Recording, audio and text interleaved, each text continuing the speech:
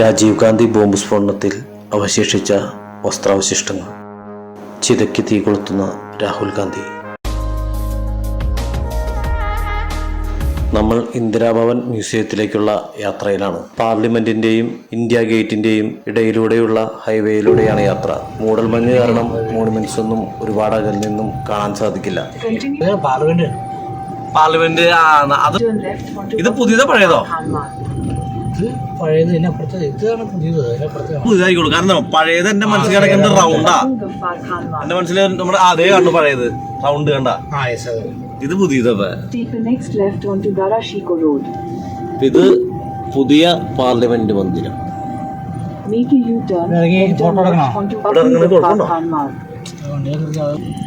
ഇങ്ങനെ വ്യൂവിൽ എന്തായാലും കിട്ടുള്ളൂ. നിലവിൽ പാർലമെന്റ് കൂടുന്ന സമയമായതുകൊണ്ട് തന്നെ അവിടെ എല്ലാം റെസ്ട്രിക്റ്റഡ് ഏരിയയാണ്. എങ്കിലും ഞങ്ങൾ അവിടെ ഇറങ്ങി നിന്ന് അതെല്ലാം കണ്ടതിന് ശേഷം ഇന്ദിരാഭവനിലേക്കുള്ള യാത്ര തുടർന്നു. മൂടൽമഞ്ഞുള്ളതുകൊണ്ട് വിഷ്വൽസ് ഒന്നും ക്ലിയർ അല്ല, അതുകൊണ്ടാട്ടോ ഫോട്ടോസ് ഇട്ടത്.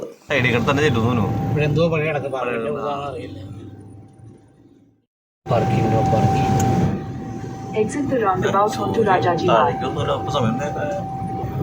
In 600 meters at the roundabout, take the second exit onto Safdarjung Road. വേദികളെ പോയാലും ഗവൺമെന്റ് ഒഫീഷ്യൽസിന്റെ സംഭവങ്ങളല്ലേ. അങ്ങനെ ഞങ്ങളിപ്പോൾ ഇന്ദിരാജി ജീവിച്ച് മരിച്ച വീട്ടിലേക്കുള്ള വസതിയിലേക്കുള്ള റോഡിലാണോ ഇപ്പോൾ ഉള്ളത്. Out onto Safdarjung Road, then turn left after Indira Gandhi Memorial Museum, Delhi.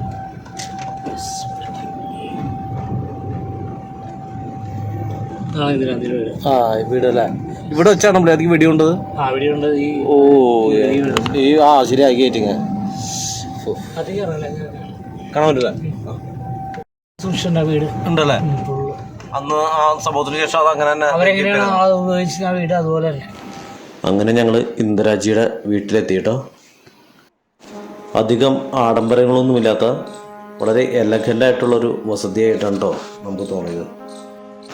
ഇന്ദിരാജിയുടെ എല്ലാ ഏജിനുള്ള ഫോട്ടോസും പത്രവാർത്തകളും അവസാന കാലഘട്ടത്തിൽ അവരുപയോഗിച്ചിരുന്ന ഡ്രസ്സുകൾ, bedroom, office room, reading room, dining room എല്ലാം അതേപടി ഇവിടെ സൂക്ഷിച്ചിട്ടുണ്ട്.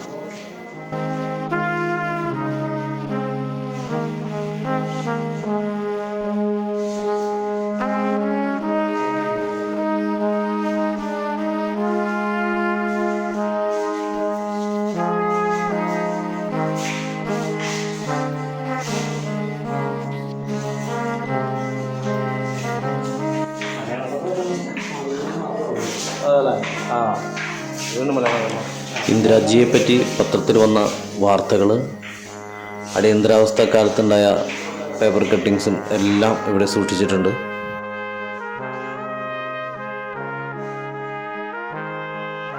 ഇന്ദിരാജിയെക്കുറിച്ച് മെയിൻ പത്രങ്ങളിൽ വന്നിട്ടുള്ള പ്രധാനപ്പെട്ട കാർട്ടൂണുകളെല്ലാം ഇവിടെ പ്രദർശിപ്പിച്ചിട്ടുണ്ട്.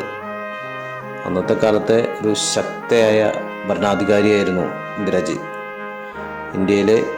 ഇന്ത്യ ചരിത്രത്തിലെ ആദ്യത്തെയും ഒരേ ഒരു വനിതാ പ്രധാനമന്ത്രിയും ഇന്ദിരാജിയാണ്. അതിനുശേഷം മറ്റൊരു വനിതയും പ്രധാനമന്ത്രിയായിട്ടില്ല. ഉരുക്ക് വനിത എന്നാണ് അവരറിയപ്പെട്ടിരുന്നത്. അവസാനം സ്വന്തം സെക്യൂരിറ്റി ഗാർഡ്സിൽ നിന്നും വെടിയേറ്റാണ് ആ ധീര വനിത ഇഹലോകവാസം വെടിഞ്ഞത്.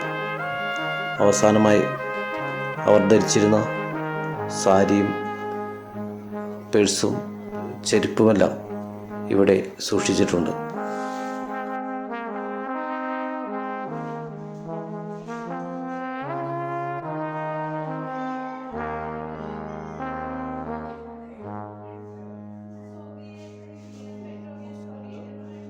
ഇത് ഓർമ്മയുണ്ടോ? ഏഷ്യൻ ഗെയിംസിൽ അപ്പു ആന ഓർക്കല്ലേ? അപ്പു പണ്ട് ഏഷ്യൻ ഗെയിം.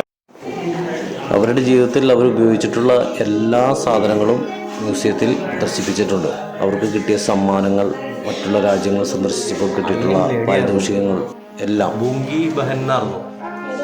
ബൂങ്കി അത് മിണ്ടാട്ടം ഇല്ലാത്ത കുട്ടി എന്ന് പറഞ്ഞ് കളിയാക്കിണ്ട്. ഒളിമ്പിക്സിന് മെഡൽ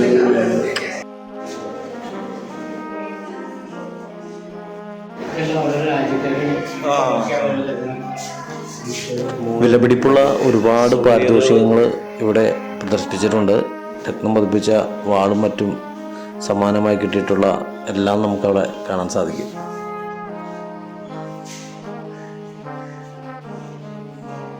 പത്ര കട്ടിങ്സുകളാണ് ഏറ്റവും കൂടുതൽ. ഇന്ത്യ നേടിയിട്ടുള്ള നേട്ടങ്ങളെല്ലാം അന്ന് വാർത്തയായി വന്നിരുന്നത് അവിടെ ആലേഖനം ചെയ്തിട്ടുണ്ട്.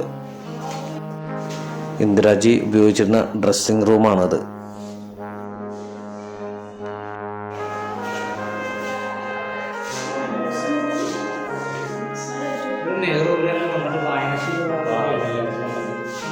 ഇങ്ങനെ തലമുറകളായിട്ട് കൈവരുന്ന ഇതായിരിക്കുള്ളൂ. നമുക്ക് എന്തറിയണമെങ്കിലും ബുക്കല്ലേ അതുള്ളൂ. ചെണ്ണനുണ്ടല്ലോ.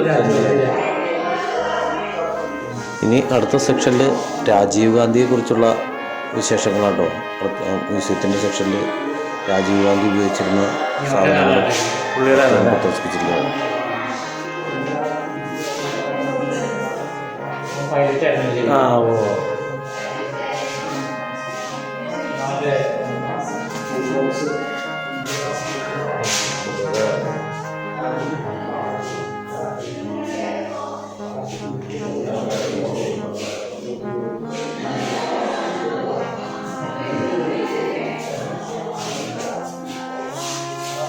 രാജീവ് ഗാന്ധിയുടെ ഫോട്ടോഗ്രാഫിയാണ്. രാജീവ് ഗാന്ധി ഒരു അസാധാരണ ഫോട്ടോഗ്രാഫറായിരുന്നു കേട്ടോ. ഒരു വൈൽഡ് ലൈഫ് ഫോട്ടോഗ്രാഫറാണ്. ഞാനിവിടെ അപ്പോഴാണ് അങ്ങനെ ഒരു കഴിവ് അദ്ദേഹത്തിനുണ്ടെന്ന് ഞാനിവിടെ ഒന്ന് ഫോട്ടോസ് കണ്ടപ്പോഴാണ് മനസ്സിലായത്. അദ്ദേഹത്തിൻ്റെ ക്ലിക്സ് ഒക്കെ ഒരു ഇമ്മൻസ് ടാലൻ്റുള്ളൊരു മനുഷ്യനായിരുന്നു കേട്ടോ അദ്ദേഹം. ആ ഫോട്ടോസ് കാണുമ്പോൾ നമ്മൾ ഞെട്ടിപ്പോകും. സോണിയാഗാന്ധിയായിട്ടുള്ള വിവാഹവും അതിൻ്റെ ഫോട്ടോസും കാര്യങ്ങളൊക്കെ നമുക്ക് ഇവിടെ കാണാം കേട്ടോ.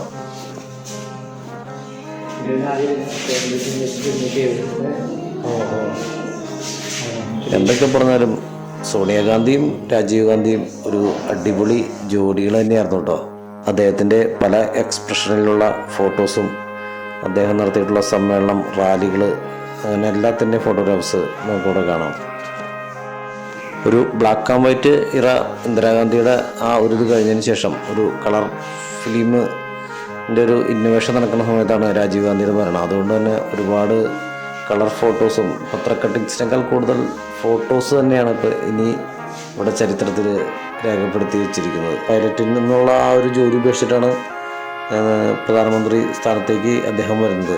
ഇഷ്ടമില്ലാഞ്ഞിട്ട് പോലും ഈ പ്രൊഫഷൻ അദ്ദേഹത്തിൻ്റെ കുടുംബ ഇതിൻ്റെ ഒരു പ്രിവിലേജായിട്ട് അദ്ദേഹത്തിന് ഭരണം ഏറ്റെടുക്കേണ്ടി വരുന്നതാണ്. അതല്ലെങ്കിൽ ഒരു വളരെ ടാലൻറ്റഡ് ആയിട്ടുള്ള ഒരു അടിപൊളി മനുഷ്യനായിരുന്നു അദ്ദേഹം. ഈ ചിത കത്തുമ്പോൾ രാഹുൽ ഗാന്ധിയുടെ മുഖത്തുള്ള ആ ഒരു ഇത് കാണുമ്പോൾ വളരെ എന്താ പറയുക, ബോംബ് സ്ഫോടനത്തിന് ശേഷം അദ്ദേഹത്തിൻ്റെ ആകെ കിട്ടിയ വസ്ത്രാവശിഷ്ടങ്ങളും മറ്റുമാണത്. അത് കാണുമ്പോൾ തന്നെ ചങ്ക് തകർന്നു. അപ്പോൾ ഈ ടെററിസം എന്ന് പറഞ്ഞാൽ ഇത്രയും വൃത്തികെട്ടൊരു സംഭവം ലോകത്തും തുടച്ചു കഴിഞ്ഞാനായിട്ട് എല്ലാവരും ഒറ്റക്കെട്ടായിട്ട് നിന്ന് പ്രവർത്തിക്കണമെന്നുള്ളത് ഏത് ഇതിലായാലും. അന്നത്തെ എമർജൻസി ലാമ്പൊക്കെ വരെ കറണ്ട്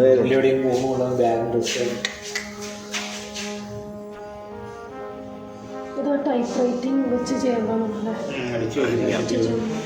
സേലത്ത് കുമാരസ്വാമിയാണ് ഈ നല്ല സൂക്ഷ്മ. ഇനി അവരെ വീട്, dining room, play room, boys room, അങ്ങനെ കുറേ ഇതൊക്കെ ഉണ്ടായിരുന്നു. അവിടെ ബോയ്സ് ഉണ്ടായിരുന്നു.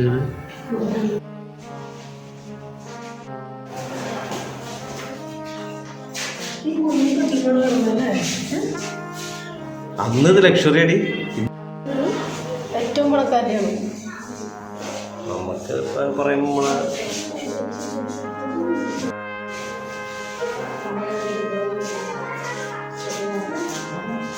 ഒരു മാറ്റ് ക്ലോത്തിൽ ചെയ്തിട്ടുള്ള ഇന്ദിരാജിയുടെ ഒരു പോർട്രേറ്റ് ചിത്രം നെയ്തെടുത്ത് വെച്ചിട്ടുണ്ട്. അതിഗംഭീര വർക്കാട്ടോ ചെയ്താണ് ആർട്ടിസ്റ്റ്.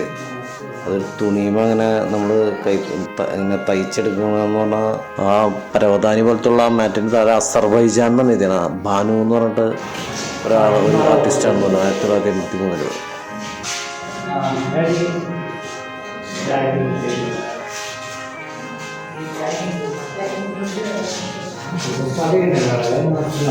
ടാഗോറിൻ്റെ കൂടെയുള്ള ഇന്ദിരാജിയുടെ ചെറുപ്പകാലത്തിൻ്റെ ഒരു ഫോട്ടോ ഉണ്ട് അവിടെ ഫ്ലെക്സ് ആക്കി ചെയ്ത് വെച്ചത്.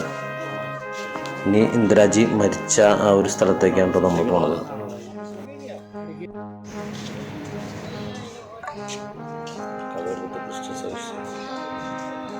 ഓ ഇത് അന്നുള്ള സംഭവമാണ് ഈ ക്രിസ്റ്റൽ. ഓഹോ അവിടെ ആ ഗ്ലാസ് പ്ലെയിൻ ഗ്ലാസ് ഇരിക്കുന്ന ഏരിയയാണ്. ഇന്ദിരാജി മരിച്ച് വെടിയേറ്റ് വീണ സ്ഥലം ഇതിൻ്റെ ഓപ്പോസിറ്റ് സൈഡിലൊക്കെ ഉണ്ട്. അപ്പോൾ അത് കുറച്ച് നടക്കാനുണ്ട്. അപ്പോൾ ആ സൈഡിലൊക്കെ ഇങ്ങനെ ഫ്ലക്സുകളിൽ ഇന്ദിരാജി അറ്റൻഡ് ചെയ്തിട്ടുള്ള സമ്മേളനങ്ങളും ലോകരാജ്യങ്ങളിലുള്ള നേതാക്കളുടെ കൂടെ നടത്തിയിട്ടുള്ള മീറ്റിങ്ങുകളെല്ലാം ഇങ്ങനെ ഇവിടെ വെച്ചിട്ടുണ്ട് കേട്ടോ.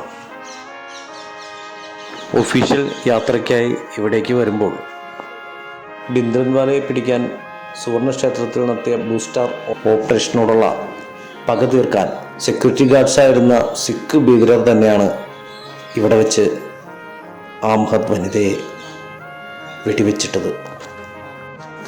പുഴ പോലെ ഒഴുകിയ ഒരു മഹത് വനിതയുടെ ഒഴുക്കുനിലച്ച ഇടം എന്ന പ്രതീതിയിലാണ് അവിടെ ക്രിസ്റ്റൽ ഇതിൽ അലകൾ ഒഴുകുന്ന രീതിയിലുള്ള ഈ ഒരു മെറിറ്റോറിയം ഇവിടെ ഒരുക്കിയിരിക്കുന്നത്. മനസ്സിലൊരു പിടച്ചിലോടെയാണ് ഇവിടുത്തെ കാഴ്ചകൾ കണ്ടു തീർത്തത്. എന്തായാലും നമുക്ക് യാത്ര തുടർന്നേ പറ്റൂ. നമ്മളങ്ങനെ ഇന്ത്യ ഗേറ്റ് കാണാനായിട്ട് ഒരു സന്ധ്യയുടെ അടുത്ത് ഡൽഹിയുടെ ഹൃദയഭാഗത്തെത്തി. ഒരുപാട് നടക്കാനുണ്ട് കേട്ടോ. ഏക്കർ കണക്കിന് സ്ഥലത്തിൻ്റെ നടുക്കായിട്ടാണ് ഈ ഇന്ത്യ ഗേറ്റ് ഇരിക്കുന്നത്. വെള്ളിമുങ്ങ സിനിമയിൽ പറഞ്ഞ പോലെ മതിലില്ലാത്ത ഈ ഗേറ്റ് കാണാൻ ലക്ഷക്കണക്കിന് ആളുകളാട്ടോ വൈകുന്നേരങ്ങളിലൂടെ തടിച്ചു കൂടുന്നത്. ഇവിടുത്തെ ട്രാഫിക്കും മറ്റു റൂൾസും മനസ്സിലാകാത്ത ഞങ്ങൾ ഇതിൻ്റെ തിരക്കിനിടയിൽ വണ്ടികളുടെ ഇടയിലൂടെയൊക്കെ ക്രോസ് ചെയ്തിട്ടാണ് കേട്ടോ ഈ ഇടത്തേക്ക് എത്തിയത്.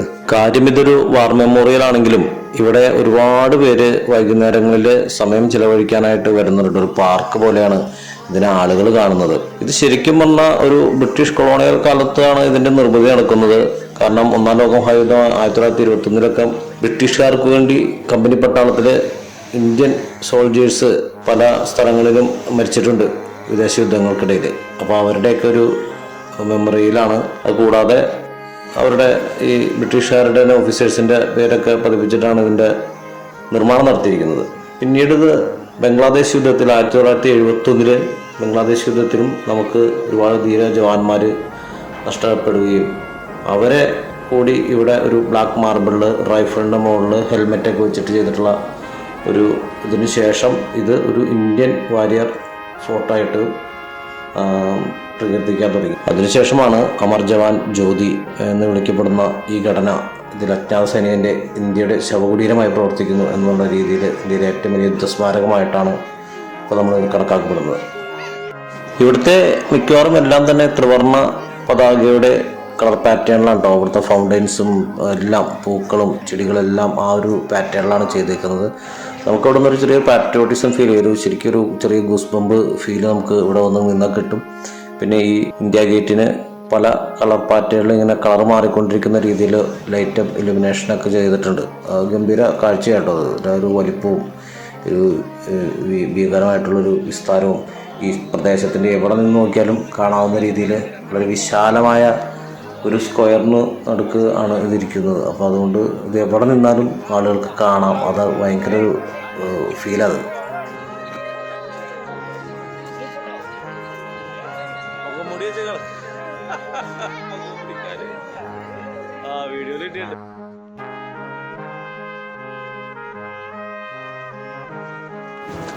ഈ ഗേറ്റിൻ്റെ മതിലുകളിൽ ഒരുപാട് സോൾജേഴ്സിൻ്റെ പേരുകൾ ആലേഖനം ചെയ്തിട്ടുണ്ട് കേട്ടോ. ഞങ്ങൾ പോയത് ഒരു വെക്കേഷൻ ടൈം തന്നെയായിരുന്നു. അത് അവരുടെ ഒരു ക്രിസ്മസ് വെക്കേഷൻ ടൈം ആയിരുന്നുകൊണ്ടാണോന്ന് അറിയില്ല. ജലസമുദ്രമുണ്ടോ ഇവിടെ. ഇനി എപ്പോഴും ഇവിടെ ഇങ്ങനെ തന്നെയാണോ എന്നറിയില്ല. കാലാവസ്ഥയായാലും ഭയങ്കര മഞ്ഞും തണുപ്പും പിന്നെ മൂടൽ മഞ്ഞും ഒക്കെ ആയിട്ട് ഇവിടെ എപ്പോഴും ഒരു മൂടിക്കെട്ടിയ അന്തരീക്ഷമാണ്. രാത്രിയാണ് ലൈറ്റിങ്ങും കാര്യങ്ങളും വരെയാണ് ഇതിൻ്റെ ആംബിയൻസ് ഒരു വേറെ മൂഡിലേക്ക് വരുന്നത്. അങ്ങനെ ഇന്ത്യ ഗേറ്റിൻ്റെ അവിടെ നിന്ന് കുറച്ച് നേരം ഒരു ദേശഭക്തി ഉള്ളിലൊക്കെ നിറച്ചിട്ട് നല്ലൊരു ആത്മനിർവൃതിയോടുകൂടി ഞങ്ങൾ ഇവിടുന്ന് വിട പറയാണ്. ഞങ്ങൾ ഇങ്ങോട്ട് വന്നപ്പോൾ ഞങ്ങൾക്കൊരു മണ്ടത്തരം പറ്റിയിരുന്നു. ഇവിടെ റോഡൊക്കെ ക്രോസ് ചെയ്ത് വണ്ടിക്കൊക്കെ ബ്ലോക്ക് വെച്ച് അടവച്ചൊക്കെയാണ് ഞങ്ങൾ ഇപ്പുറത്ത് എത്തിയത്. തിരിച്ചു പോയപ്പോഴാണ് ഞങ്ങൾ യഥാർത്ഥ വഴി മനസ്സിലാക്കിയത്. കാരണം പാർക്കിങ്ങിൻ്റെ അവിടെ നമുക്ക് അണ്ടർഗ്രൗണ്ടിലൂടെ നമുക്ക് ഈ ഒരു ഏരിയയിലേക്ക് കിടക്കാൻ പറ്റും, ഇന്ത്യ ഗേറ്റിൻ്റെ അടുത്തേക്ക്. അത് ഞങ്ങൾക്ക് അറിയില്ലായിരുന്നു. അപ്പോൾ തിരിച്ചു പോയപ്പോഴാണ് ശരിക്കുള്ള വഴിയൊക്കെ കണ്ടുപിടിച്ചത്. അങ്ങനെ ഞങ്ങൾ ഈ ഹൈവേയുടെ അടിയിൽക്കൂടെ അണ്ടർ പാസേജ് ഉണ്ട്, അതിലൂടെയാണ് കേട്ടോ തിരിച്ച് പാർക്കിങ്ങിലേക്ക് എത്തിയത്. ഇവിടുന്ന് ചാന്ദിനി ചൗക്കിലേക്കാണ് ഞങ്ങൾ പോകാൻ തീരുമാനിച്ചിരുന്നത്. പക്ഷേ ഇവിടുത്തെ തിരക്ക് അനുസരിച്ച് നോക്കുമ്പോൾ അവിടെ അനങ്ങാൻ പറ്റില്ല എന്ന് സിജോ പറഞ്ഞു. അപ്പോൾ സിജോനാണല്ലോ അവിടുത്തെ കാര്യങ്ങൾ അറിയാൻ പാടുള്ളൂ. അപ്പോൾ അവിടെ കച്ചവടം തന്നെയാണ്. അപ്പം നമുക്ക് INA മാർക്കറ്റ് എന്ന് പറഞ്ഞൊരു മാർക്കറ്റ് ഉണ്ട്. അവിടെ ഒരുപാട് മലയാളികൾക്ക് വന്നാൽ ഇപ്പോൾ അത്ര റഷ് ഇല്ലാത്തതും നമുക്ക് അത്യാവശ്യം കാര്യങ്ങളൊക്കെ കിട്ടുന്ന സ്ഥലമായിട്ടുള്ള INA മാർക്കറ്റിലേക്ക് പോകാമെന്ന് പറഞ്ഞു. അങ്ങനെ ഞങ്ങൾ അവിടേക്ക് പോകാണ്ടോ.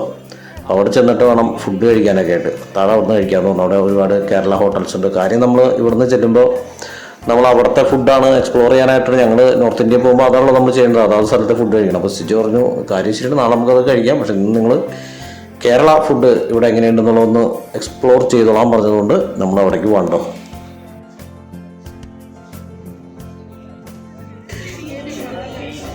ക്രിസ്മസിൻ്റെ ആയതുകൊണ്ട് നല്ല കേക്കും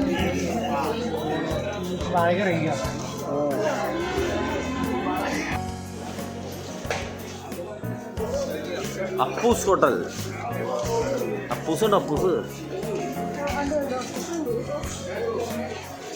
മലയാളത്തിൽ ഉണ്ടമ്പുരി വട ചായ കേരള ഹോട്ടൽ.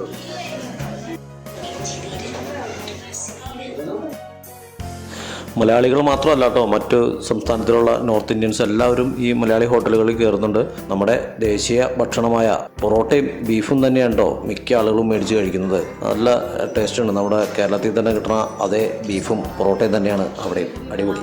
അങ്ങനെ ഞങ്ങൾ ഫുഡൊക്കെ കഴിച്ച് അവിടെ അത്യാവശ്യം പർച്ചേസിംഗ് ഒക്കെ നടത്തിയിട്ട് ഞങ്ങൾ ഇന്നത്തെ യാത്ര ഇവിടെ ചുരുക്കാണ്ടോ. INA മാർക്കറ്റ് കണ്ണ് കാണാൻ പറ്റുള്ള കണ്ണ് കാണാൻ പറ്റുള്ള ഇതന്നെ വണ്ടി വാ.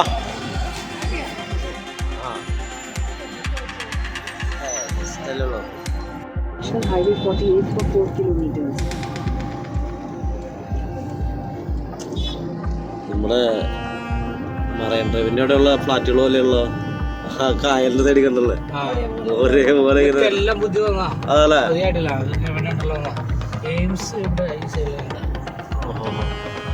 മറ്റേ സെറ്റിൽമെന്റ് ഫ്ലാറ്റ് ഒന്നല്ലോ, മറ്റേ അറിയില്ല. അങ്ങനെ ഞങ്ങൾ നാട്ടുവർത്തമാനങ്ങളൊക്കെ പറഞ്ഞ് കുറച്ച് ആവശ്യതയോടുകൂടി സിജോന്റെ വീട്ടിൽ വന്ന് കയറി കേട്ടോ. ഓടി നടക്കുന്നോളൂ.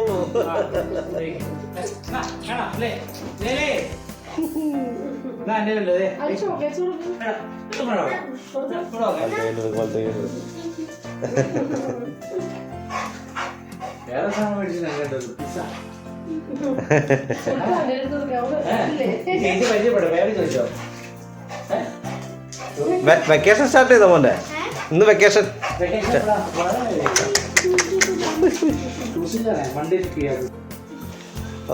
വണ്ടി കുഞ്ഞുവിന് ഇഷ്ടപ്പെട്ടാണ്. അപ്പോൾ നമ്മുടെ സിജോന്റെ അപ്പൂസിന് നാളെ ക്ലാസ്സും ഇല്ല. അപ്പോൾ അതുകൊണ്ട് അപ്പൂസിനെയും കൊണ്ട് കൂടി ചേർത്ത് ഞങ്ങൾ അടിപൊളിയായിട്ട് നാളെ ഒരു എൻജോയ്മെന്റ് ട്രിപ്പ് ആയിരിക്കുള്ളൂ. അങ്ങനെ ഞങ്ങൾ വീട്ടിലെത്തി വിശ്രമിച്ചു. ഇനി നാളെ അപ്പൂസുമായിട്ട് ഒരുമിച്ച് കുത്തബ് മിനാറിലേക്ക് നമുക്ക് അടുത്ത വീഡിയോയിൽ കാണാം.